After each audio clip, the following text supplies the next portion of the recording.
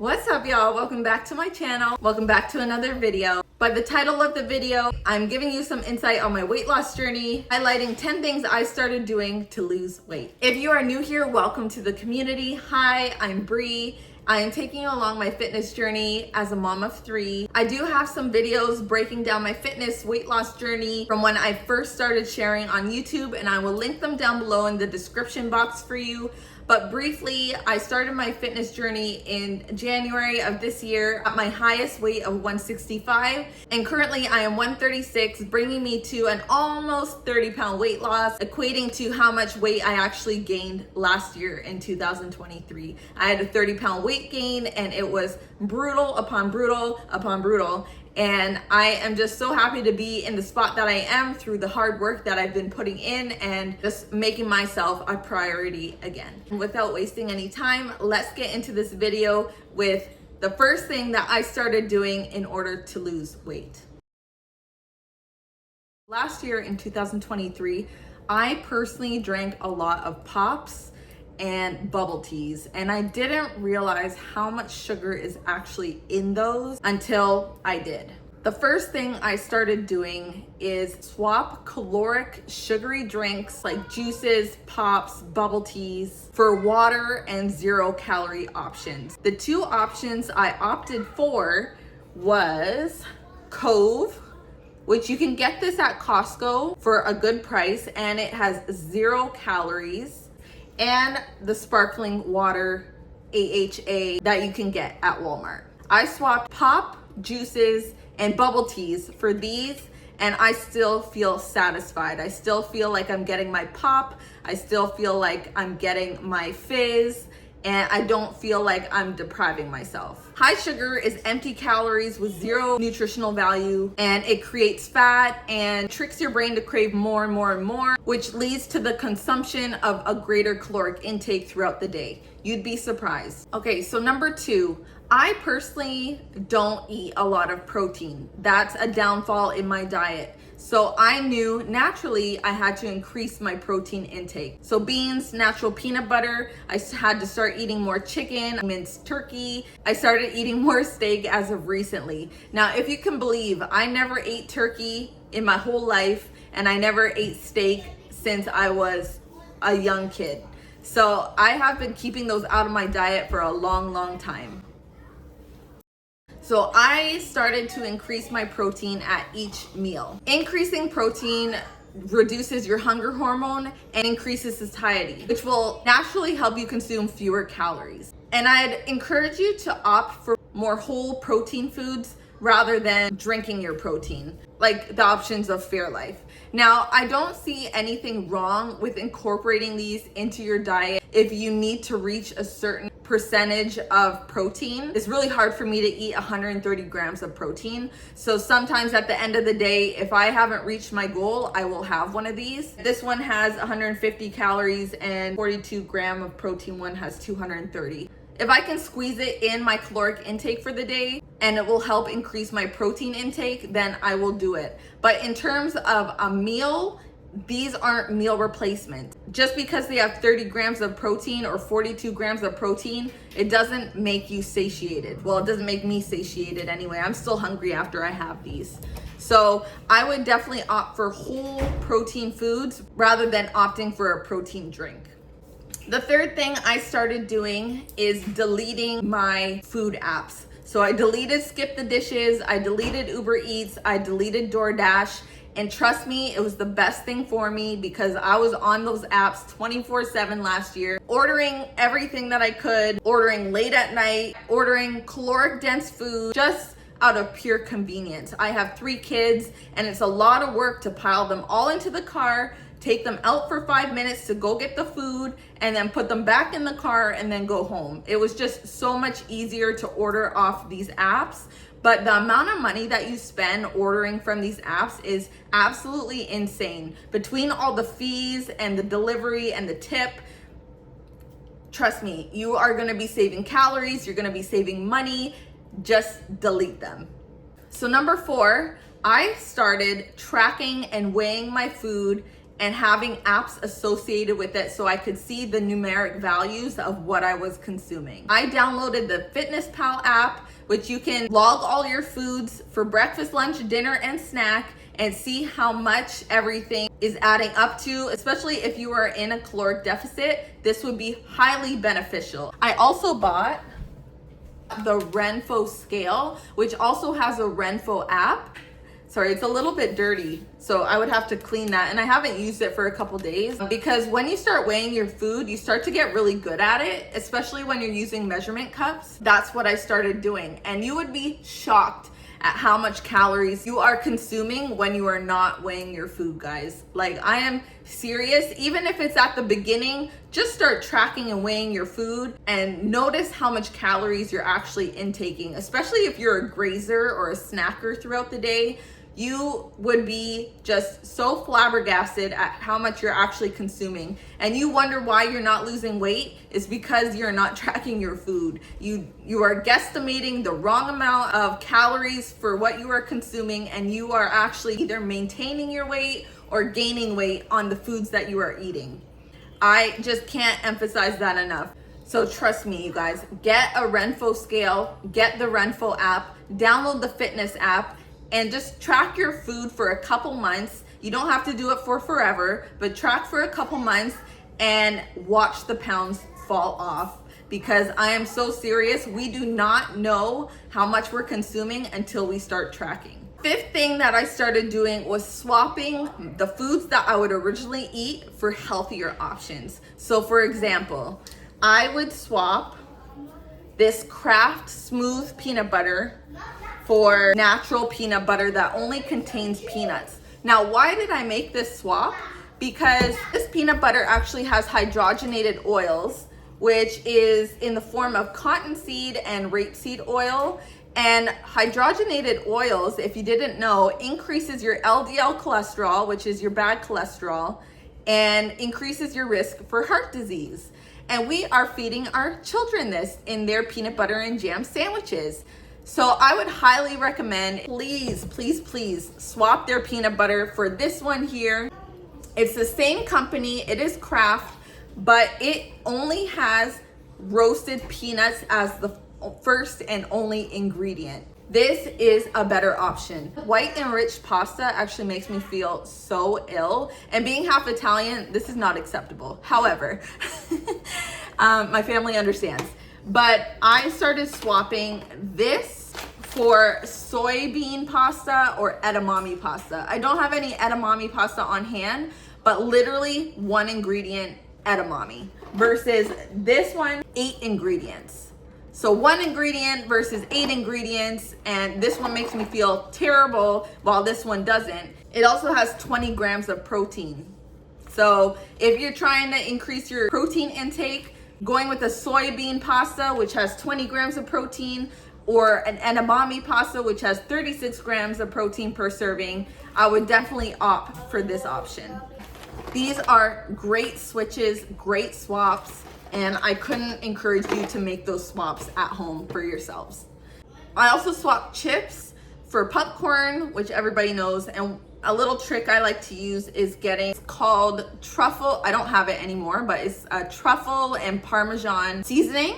It has 0 calories, and I put that on my Smart Pop popcorn, and it satisfies my salty tooth, and I don't crave chips. Once you train your taste buds not to eat chips anymore, and then you eat some, you'll realize how grossly salty chips are. That's why they have, 30% less sodium chips and this and that. But just get rid of chips altogether, y'all. They are no good for you. Just go with the popcorn and put your own seasonings on it and just call it a day. 6th thing that I started doing was to stop eating after 6 p.m. In order to lose weight, you need to consume less energy than what you expend. Right? Research actually shows those that ate the bulk of their calories earlier on through the day actually lost more weight than those that consumed their calories later on in the day. So 6 o'clock for me actually works perfectly. I know some people go for 7 o'clock, 8 o'clock, but 6 o'clock is a sweet spot for me. You don't have to do the same, but that is what I currently do, and that's what I've been doing for the past 6 months. I tried to stop consuming calories before 4 p.m. and it just seemed to be way too early in the day. I was still hungry around the 6, 7, 8 p.m. mark. If you have high protein meals at breakfast, lunch, and dinner, at 6 o'clock you will feel satiated, you will feel full, and then you won't need to be snacking these caloric dense foods or snacks later on in the evening. Number 7, bulk your foods with fruits and vegetables. Especially like if you're having a savory meal, have your pasta, sure. Have your rice, sure. But make sure you measure those carbs and bulk that meal with broccoli, with mushrooms, with cauliflower, with cucumber, with beans, with, you know what I mean? Make sure majority of your plate has vegetables and a side of fruit. It's the easiest thing you can do and you will feel full. So number 8 is include more water. Drink more water. It doesn't matter if it's flavored water, water with lemon, tea, just include more water. When you wake up, drink water. Before you have breakfast, drink water. Before you have lunch, drink water. In between meals, drink water. Before dinner, drink water. And after dinner, drink water. I encourage you to just drink your water. Most of the time when you think that you're hungry, your body is thirsty. You are just thirsty. So drink your water, wait 10 minutes, and see what you actually are craving. Did the water satisfy you and you were actually just thirsty? Or did you drink that water and you still find that you are hungry? I guarantee you, if you just drink that water first, you will make a better decision in your food choice following that consumption. So increasing your water intake actually leads to less hunger at the time of eating. It helps with digestion and it also helps the body absorb nutrients. So there was actually a study done where they had people consume 500 milliliters before each meal, and those people actually lost more weight, so about 2 pounds, more than those people that didn't drink the 500 mils of water before each meal. So that's a significant amount of weight. And so if you just incorporate water and drinking water before your meals, you will lose weight because it reduces appetite and thus reduces caloric intake. So if you're on a caloric deficit, drinking water before your meals will only lead you closer to achieving your weight loss goals. So last year I was pretty sedentary. I wasn't working out at all. And not only that, I was over consuming and eating so many calories I didn't even track. So I don't know how much I was actually eating, but I was eating a lot in order to gain 30 pounds. So number 9 is just increase your movement. Get your body moving. And this doesn't have to be intensive, you guys. It can literally just be walking. It can literally just be walking. Go for a 10-15 minute walk after each meal or in the morning or at the end of your day. Just do more than what you normally do throughout your day. So walk, start a YouTube program online. And I've been preaching about Carolyn Gervin and I'll put her up here once again. I know I say her name to death, but you guys, she has been part of the reason I've been able to achieve my weight loss result. So I have to tell you about her. Find a YouTube influencer online, find someone that makes you feel comfortable, find someone that allows you to go at your own pace. There is literally no excuse not to move more throughout your day. Once I started walking, I slowly progressed to YouTube and then I progressed to the gym. I started doing one workout at the gym, one workout at home, and no, I don't do it every day. I will be starting to do 2 workouts a day only because I'm going to be starting 75 hard come this Monday. So be on the lookout for those type of videos coming up very, very soon. I'm super excited. I will be incorporating both the weight training and running training in the same day. I will take you guys throughout my schedule when I'm doing the 75 hard and I'm posting about it just so that you know what I'm up to. So that's number 9. Just move more. Move more than you usually do and move a little bit more each day.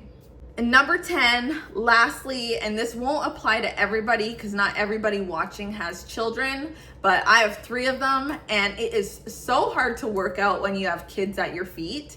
I don't mind it some days, but other days, especially when I'm doing my half marathon training, I like to be by myself, and I like to not have to tend to the needs of my children, as awful as that sounds. But my workout time is me time. It's me prioritizing me and my goals for myself. And number 10 is asking for help. I ask my parents for help to watch the kids for an hour while I go to the gym, while I go outside in my backyard and run, or while I go on the trail outside. I like to work out by myself. I prefer it that way. If I can't swing it and my parents can't help me out, or maybe my parents are at work at the time that I want to work out, I will be selective about what workout I do, but I will work out still. I just like having the option to ask for help and have people that I trust watch my children. Get her done. Literally, no excuses. And even if you don't have kids, ask for help from a friend and say, hey, I would love if you came to the gym with me. Do you want to go? Or hey, I would love to go for a 15-minute walk, a 20-minute walk. Would you like to come with me? Or ask somebody that you know that has a dog, hey, do you want to walk your dog with me today? I need to go for a walk and I would love some company. It's really that simple, you guys. And I highly encourage you, just move your body, just get out there and move more. So really, those are my 10 tips for now. I hope you guys enjoyed them. I hope you guys learned something. I hope you guys find ways to incorporate some of these tips or incorporate some of the things that I started in order to lose weight, in order to lose my 29 pounds. And I hope that it was helpful.